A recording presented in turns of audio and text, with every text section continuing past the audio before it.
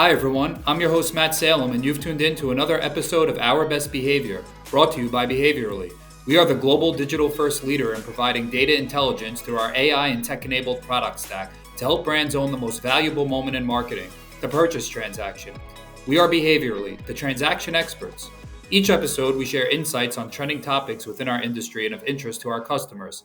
Today, we're joined by Behaviorally's own Maddy Kim, Insights Associate, Behavioral Qualitative, to discuss the transformative world of insights, exploring the cutting edge technologies that are reshaping business landscapes. From enhancing customer experiences to streamlining operations and fueling growth, we'll discuss how these innovations are revolutionizing industries across the board. Maddy, welcome. Great to have you with us today. Thanks, Matt. Happy to be here. Awesome, awesome. So I'm glad we're getting to do this podcast together. We bump into each other once in a while, I'd say. It's a bit sporadic given our locales. So with that, why don't you tell our audience where you're from and, a little bit about your journey that led you to behaviorally. Sure. So I am originally from a suburb of Chicago, went to school at the University of Michigan, and graduated in 2023, moved to the city of Chicago, and had a job out of college, then got laid off. So I didn't have a job for a while. And in the meantime, I was posting TikToks about being unemployed and posting on LinkedIn. And at one point, someone from the company saw my TikTok, remembered that I was unemployed, then reached out to me on LinkedIn because she saw me on LinkedIn and just said, "Hey, I work at Behaviorally. Here's what we do. Wondering if you're still looking for a job." And at the time, I was still looking for a job. So I took the interview and ended up landing the role in the Chicago office. So it's kind of a little random way to fall into market research, but it's exciting and I'm happy to be here now. Well, that's great to hear, and it's a cool story, and we're certainly glad to have you at Behaviorally. It's been awesome having you, and we're fortunate that you landed in our sights, so to speak. So, with that, you're in Chicago. I'm in Teaneck, New Jersey. That's why I mentioned we only bump into each other once in a while, really.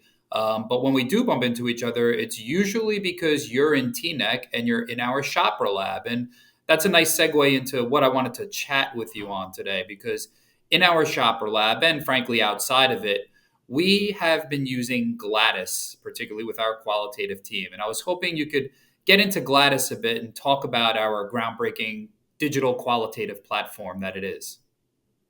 Sure. So GLADYS is our AI technology. It stands for Generative Learning's Attitudes and Decisions of Your Shoppers. So it's hosted on iPad. So we give each respondent prior to going into our focus groups an iPad. And that's kind of a way that they can, we have various exercises that we set up, and we use the iPads for them to respond to the questions that we prompt. So it's a tech platform that we first use to record the focus group. So each person has an iPad, everyone has a camera on them. So we are able to record the focus groups and get transcripts from it immediately after. And in the meantime, we'll push out exercises. So we have a hashtag it exercise where consumers will, for example, view a package and respond with specific emojis, hashtags, or just first impressions of how they feel. And so it kind of makes the whole research focus group a little bit of a game. So it's more interactive, it's very fun. We also do draw it. So sometimes we'll say, think of this brand and draw what comes to mind. And the consumers will be able to use a tablet in various colors and everything to draw the brand. And that helps us understand how people are thinking about perceiving the brand and whatever colors or shapes or items that they associate with it. And finally, we have Picture It. So once again, we'll, for example, put up a package and we have a deck of cards. It's like 30 different images. And so they see the package and we'll be like, oh, select 5 images that makes that correlate to how you feel about this package, this design, this brand. And so it's really a quick and easy way to keep respondents involved and also gather a lot of learnings all on one platform. So when we go through and write the report or doing the analysis, we can easily sort through everything. The filter functions are great. We can filter by age, gender, whichever group that they were in. And it really helps us organize our learnings really well as turn around our reports a little faster, which is very helpful. Yeah, that's great. I love how it's gamifying the experience for shoppers. I think, in seeing it firsthand, it really helps to drive shopper engagement when we're conducting these focus group sessions. One thing I'm curious to hear a bit more about ties into the utilization of AI within Gladys and how that's being applied. And if you would also tie in just the analysis piece. So you mentioned how you can look across and filter quite easily. I also imagine that if you wanted to go and compare back in time, that capability is there. So, just on the analytical side, if there's any other pros to the format, and then thinking about the AI in particular, how is it really enhancing traditional qual, if you will? Sure. So, because the GLADYS platform is recording in real time, we get the transcripts turned around right away. And within GLADYS, we have our personalized GPT. So, the transcripts can immediately be uploaded and used as basically Chat GPT, but specifically for whichever study we're working on and under Behaviorally's For Us framework. So, it's a lot more succinct. And really catered towards our current behaviorally framework where we can just quickly use the AI to run through the transcripts, pull high level themes and summaries and learnings in order to get the results that we are looking for. What have client reactions been, either to the gamification or just the turnarounds? I mean, I think more and more so people are accustomed to using ChatGPT as an example in day to day for business. Clearly, you've said that this is a proprietary GPT, if you will. It's a behaviorally built one. It leverages our behavioral frameworks, et cetera. What have some of the client reactions been to either the gamification and or the AI turnaround time that you're talking to? Sure. So clients have really enjoyed the gamification piece, especially with hashtag it. So respondents will see a package, respond with emojis or fun hashtags. The respondents really come up with very interesting things. And immediately after they submit their responses, our moderators can showcase what they've said. So clients, I end up sitting with them in the back room and they're really enjoying the quick turnaround of seeing, oh, wow, these people really loved this design, this package, and they said hashtag looks like a Lamborghini. And so it's kind of fun to feel that interaction of the respondents are submitting and the clients immediately get to view. So it also helps keep the clients engaged. And then after the research, we've also we can give them login information so that they themselves can use the GPT to go through the transcripts, ask Gladys GPT questions. So if they have any kind of questions or anything, they can also go through and use it. So I think they've really enjoyed it so far with the clients that we've been able to implement it and for the projects. And it really also keeps them engaged.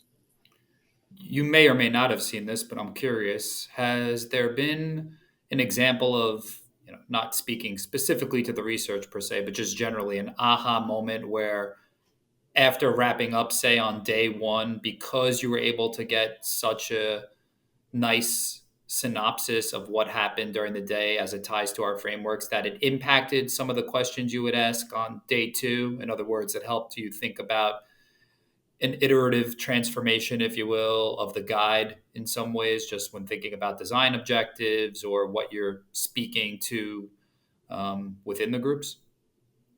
Sure. So at times, say you have three designs, one after the first day does really poorly, and the clients will see that through Gladys. They got a lot of thumbs down emojis, a lot of angry emojis. And so they will redirect the discussion guide, say, okay, let's drop that third design. Let's focus on designs one and two. They seem like our front runners from day one. Um, and kind of focus our attention and our questions more on those first two designs. So I think that's been helpful in having a more, I guess, effective focus group. And that, hey, this first is or design three already isn't doing really well.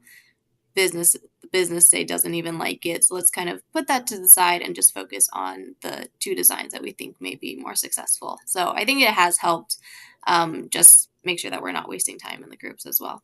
Yeah, no, that makes a lot of sense to me. I think the power of the gamification combined with the AI summary, it really helps in illustrative form to see that, hey, this design isn't doing that well. Because I think sometimes in the back room you have that feeling, but there may be a Hmm. bit of hesitancy amongst clients because you don't want to miss any potential opportunities. So you leave it in for that extra group on day two and then remove it, or it hangs around a bit longer. Whereas if you have, dare I use the word quantified to a degree through emojis, through hashtags, plus you have the summary and you could see it right there in front of you in black and white, it probably helps facilitate that decision for the better. So that makes a lot of sense to me.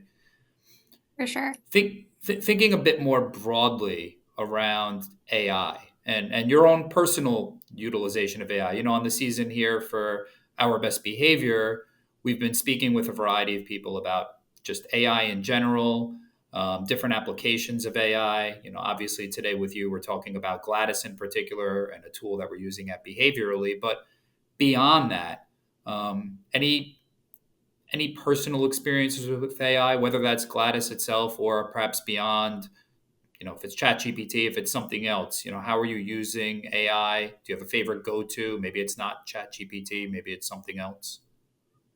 Sure. So I would say my two main ones are ChatGPT. That's my number one main one. I use that quite often to just jumpstart writing reports. So sometimes I'll use Gladys GPT, other times I'll use ChatGPT, kind of use them in tandem just to make sure I'm getting the full picture. But it really helps me get the ball rolling and quickly summarize the basic findings, basic summaries, and it really helps me distill the key takeaways because there's a lot of information that comes out of the focus groups. Helps me narrow it down to be like, okay, when I'm writing this report, here are the key 5 things I need to take away. Also, ChatGPT, just in my personal life, I just like to talk to it about my life. So one time I sat on the train and talked to it for like an hour, just back and forth. So it's What was it like, about? If you could share some of that in an hour, oh, were it there was like shareable aspects? sure. It was basically free therapy about being a 20-year-old living in Chicago and like going through crises about what I'm doing with my life. So, I don't know if it was helpful, but it was interesting. And yeah, it was fun. I felt like I had a friend that I was talking to who I wasn't wasting their time. Did you get a sense of empathy from the technology? I think it learned a lot about me and it kind of said some things that I didn't realize about myself. So it was insightful. And I would say it was nice. It was very friendly. So Cool. yeah, Okay. I do Okay. like ChatGPT as a friend, I guess. Oh my gosh, that's great. I love it. And you're not the first to say that. I mean, there's a lot of information out there in the public domain about people, and I'm not saying this is you, Maddie, but even like falling in love with AI bots, right? And not necessarily ChatGPT, but other platforms out there that mimic a companion, or I guess maybe they are a companion, right? To some. So yeah, I mean, it's certainly interesting how you could fall into these rabbit holes, so to speak, when you're querying with ChatGPT on specific subject matter, whether that's personal or professional. I know for me, and I don't know if this has ever happened for you, sometimes I get stuck looking for the perfect picture. So I want to use ChatGPT and DALI function more so to create an image. And I just get caught up in enhancing the image more, doing another version of the image, doing yet another version of the image. And sometimes just like looking for that perfect image. Whereas, the first one was probably pretty damn good, to be honest, but it's so good that it makes you wonder how much more it can do. That's certainly a rabbit hole for me. I don't know if you've played with the create an image function, but it's pretty cool. Yeah, I've never done the image function. I feel like there's a lot about ChatGPT that I don't know how to use, so maybe I could try doing that. Okay, I see some image creation in your near future, if I had to guess. And I think you'll Yes, like I'll what you have to see. play around. Yeah, maybe you'll fall down that same rabbit hole. Well, hey, as we wrap up, just thinking about the future, if you will, not too far into the future per se, but just qualitative research in particular, obviously your domain more so, and what you're thinking about qualitative and how it can be enhanced by AI and other technologies as we continue to move forward. You've mentioned some great points about, you know, uh, gamification, but moreover, creating proprietary GPTs to help serve analytical purposes. So, What do you think about moving forward from here? Do you see anything else and any other ways that AI is going to enhance approaches moving forward? If, not just AI, but just technology in general? I think the main area of optimization that AI can take is a transcript development. However, a lot of, or at times, not all of it, but it can be inaccurate with what people are actually saying versus how the AI is transcribing it. So I think that would be an area of improvement for AI just to become more accurate with what they're returning. Um, and I think overall it'd be helpful to have a slightly deeper analysis from the AI tools because it is pretty high level and general summaries, which is helpful to start. But a deeper analysis would be a little bit easier, but also not too deep because then I don't have a job. So just a little bit deeper. Well, I'm glad that's where you went because my mind was going there too. Like, well, if it does that great of a job, where is the human element? And I think the human element is a must to be incorporated with AI as it currently stands. I don't think we're quite at the point of true symbiosis between AI and human. Once we get there, who knows what will happen? But until then, Mhm. yeah, human intelligence is going to play a heavy role, I would suspect. So, Maddie, I really appreciate you coming on today to Our Best Behavior, spending some time with us. Thanks for hanging out here. I want to thank our listeners for tuning in to Our Best Behavior, brought to you by Behaviorally. Maddie, appreciate the time, appreciate the insight.